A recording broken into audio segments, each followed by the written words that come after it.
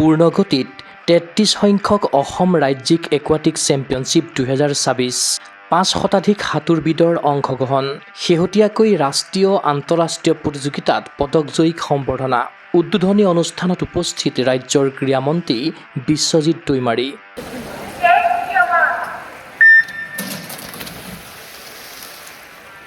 যোৱা ১৭ জুলাইৰ পৰা অসম সাঁতোৰ সংস্থাৰ উদ্যোগত অনুষ্ঠিত হৈছে ৩৩ সংখ্যক অসম ৰাজ্যিক একুৱাটিক চেম্পিয়নশ্বিপ ২০২৬। অৰ্জুন ভোগেশ্বৰ বৰুৱা ক্ৰীড়া প্ৰকল্পৰ ডক্টৰ জাকিৰ হুছেইন একুৱাটিক কমপ্লেক্সত আয়োজিত এই প্ৰতিযোগিতাত সমাৱেশ ঘটিছে ৫ শতাধিক সাঁতোৰবিদৰ। মুঠ ১৬০টা ইভেণ্টত ৰাজ্যৰ সাঁতোৰবিদসকলে ক্ৰীড়াংগনত উজাৰি দিছে শ্ৰেষ্ঠত্ব। তদুপৰি কণ কণ ল'ৰা ছোৱালীসকলক প্ৰতিযোগিতাৰ সম্যক জ্ঞান আহৰণৰ বাবে ২৫ মিটাৰ পুলত প্ৰমোচনেল ইভেণ্টৰো ব্যৱস্থা কৰিছে আয়োজকে। এই প্ৰতিযোগিতাৰ পৰাই আগন্তুক ৰাজস্থানৰ ছাব জুনিয়ৰ নেশ্যনেল আৰু উৰিষ্যাৰ জুনিয়ৰ নেশ্যনেলৰ বাবে অসম দলটো কৰা হ'ব বাছনি। এই সন্দৰ্ভত জনালে অসম সাঁতোৰ সংস্থাৰ সম্পাদক ভাস্কৰ ৰঞ্জন দাসে। অসম সাঁতোৰ সংস্থাৰ দ্বাৰা এইবাৰ 33rd Assam state aquatic championship গুৱাহাটীত সৰু সজাই ষ্টেডিয়ামৰ একুৱেটিক কমপ্লেক্সত আজিৰ পৰা আৰম্ভ হৈছে। সন্মানীয় অসম চৰকাৰৰ ক্ৰীড়ামন্ত্ৰী ডাঙৰীয়াই আজি এই খেলখন উদ্বোধন কৰিলে। অসমৰ বিভিন্ন ঠাইৰ পৰা প্ৰায় ৪০০কেও অধিক ল'ৰা ছোৱালীয়ে ইয়াত সাঁতোৰবিদে ইয়াত পাৰ্টিচিপেট কৰিছে। ইয়াৰ পৰা আমি আগন্তুক ছাব জুনিয়ৰ নেশ্যনেল আৰু junior national sub junior national in Rajasthan আৰু ছিনিয়ৰ নেশ্যনেল হ'বলৈ গৈ আছে উৰিষ্যাত। আজিৰ এই খেলৰ পৰা আমি বাছনি কৰা হ'ব। সকলো জিলাৰ পৰাই অংশগ্ৰহণ কৰিছে তেখেতসকল যথেষ্ট উৎসাহী। ইতিমধ্যে আপোনালোকে আজি গমেই পায় অসম সাঁতোৰ সংস্থাৰ তৰফৰ পৰা যোৱা দিনত যিকেইগৰাকী সাঁতোৰবিদে অসমলৈ সুনাম কঢ়িয়াই আনিবলৈ সক্ষম হ'ল, আজি আমাৰ অসম সাঁতোৰ সংস্থাৰ তৰফৰ পৰা তেওঁলোকক সন্মান জনোৱা হ'ল। এৰাউণ্ড 160 ইভেণ্ট তেওঁলোকে আয়োজন মানে কণ্ডাক্ট কৰিছে। গ্ৰুপ 5ৰ পৰা ইনস্পাইৰেশ্যনলো প্ৰমোট কৰাৰ কাৰণে সৰু সৰু ল'ৰা ছোৱালীক 25 মিটাৰ স্কুলত প্ৰমোচনেল ইভেণ্টৰো ব্যৱস্থা কৰা হৈছে।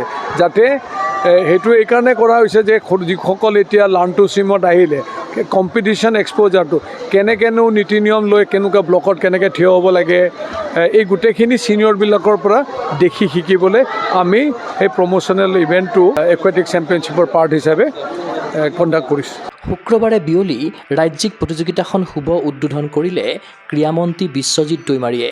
লগতে উপস্থিত থাকিল ক্ৰীড়া সঞ্চালক অংকুৰ ভৰালী, বিধায়ক বিজয় গুপ্তা, অসম অলিম্পিক সন্থাৰ সাধাৰণ সম্পাদক লক্ষ্য কোঁৱৰ, অসম সাঁতোৰ সংস্থাৰ সাধাৰণ সম্পাদক ভাস্কৰ ৰঞ্জন দাসৰ উপৰি সংস্থাৰ বিষয়ববীয়াসকল।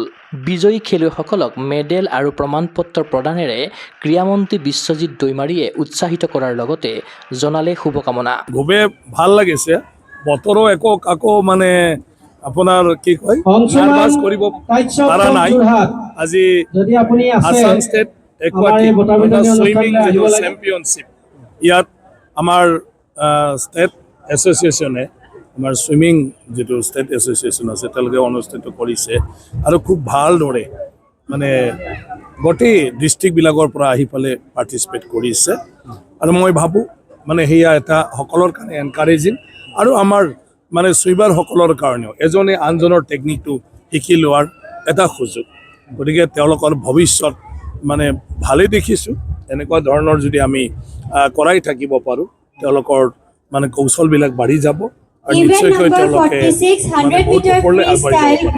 বিগত বছৰত ৰাষ্ট্ৰীয় আন্তঃৰাষ্ট্ৰীয় সাঁতোৰ প্ৰতিযোগিতাত পদকজয়ী অসমৰ কেইবাগৰাকীও সাঁতোৰবিদক উদ্বোধনী অনুষ্ঠানতে অসম সাঁতোৰ সংস্থাই জনালে সম্বৰ্ধনা। অসম সাঁতোৰ সংস্থাৰ সম্পাদক ভাস্কৰ ৰঞ্জন দাসৰ বলিষ্ঠ পদক্ষেপত ৰাজ্যৰ সাঁতোৰ ক্ষেত্ৰত ঘটা বিপুল উন্নয়নত আনন্দিত প্ৰশিক্ষক বাবুল গুৰুং। আজি 33তম আন্তঃজিলা সাঁতোৰ প্ৰতিযোগিতা যি ডক্টৰ জাকিৰ হুছেইন জলক্ৰীড়া প্ৰকল্প সৰু সজাই অনুষ্ঠিত হৈ আছে ভোগেশ্বৰ বৰুৱা স্পৰ্টছ কমপ্লেক্সত। ইতিমধ্যে আপোনালোকে দেখিছে যে 600ৰ অধিক খেলুৱৈয়ে ইয়াত অংশগ্ৰহণ কৰিছে। অসমৰে নহয় তথা বিভিন্ন ভাৰতবৰ্ষৰ বিভিন্ন জিলাত এডভান্স ট্ৰেইনিং লৈ আছে একাডেমীবিলাকত।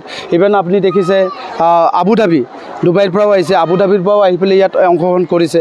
আৰু ইটোৰ পৰা আগন্তুক হ'বলগীয়া 42তম আৰু 52তম ৰাষ্ট্ৰীয় জলক্ৰীড়া যিটো প্ৰতিযোগিতা চাব জুনিয়ৰ আৰু জুনিয়ৰ নেশ্যনেলটো হ'বলৈ গৈ আছে আগষ্ট মাহৰ 7-8ৰ পৰা আপোনাৰ ৰাজস্থানত আৰু জুনিয়ৰ নেশ্যনেল হ'বলৈ গৈ আছে উৰিষ্যা ভুৱনেশ্বৰত তো তাৰ বাবে এই অসম দলটো আমি বাছি উলিয়াম আৰু খুব সুন্দৰ ফল দেখিছে আপোনালোকে কেইবাটাও আমি আশা কৰিছোঁ যে এইবাৰো ৰাষ্ট্ৰীয় পৰ্যায়ত ভাল ফল আমি দেখুৱাবলৈ সক্ষম হ'ম সভাপতি ৰঞ্জিত বৰগোহাঁইদেৱ আৰু সম্পাদক ডাঙৰীয়া ভাস্কৰ ৰঞ্জন দেৱ ডাঙৰীয়া তেখেতৰ যিটো নেতৃত্বত এই এটা বলিষ্ঠ পদক্ষেপত যি সাঁতোৰটো আজি এটা খুব সুন্দৰভাৱে ডেভেলপমেণ্টৰ ফালে আগুৱাই গৈ আছে আৰু আমি প্ৰত্যেকটো ৰাষ্ট্ৰীয় ক্ৰীড়াতেই নহয় আমি আন্তঃৰাষ্ট্ৰীয় খেলবিলাকতো আমি পদক বুটলিবলৈ সক্ষম হৈছোঁ তিতাং পেগু ইতিমধ্যে দেখিছে যে বাহাৰেইনত পদক বুটলি আনিবলৈ সক্ষম হৈছে আৰু আশা চৌধুৰীটো ইতিমধ্যে আপোনালোকে দেখিলে ৰাষ্ট্ৰীয় ৰেকৰ্ড তেওঁ গঢ়ি তুলিছিলে আৰু অসম সাঁতোৰ সংস্থাৰ যিটো পদক্ষেপ ভাস্কৰ ৰঞ্জন দেৱৰ আমাৰ যিটো এটা